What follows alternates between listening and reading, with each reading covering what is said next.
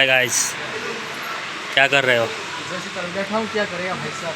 और कुछ भी नहीं है, धंधा कैसा चल रहा है? काम नहीं है बिल्कुल भाई साहब, हाँ, बिल्कुल नहीं है काम। माथा में तिलक फिलक लगा के कुछ नहीं हुआ? कुछ भी नहीं है भाई। नया ड्रेस पहना है, कुछ भी नहीं है भाई, कुछ भी आज तो कुछ मिठाई फिठाई देना चाहिए ना। नहीं।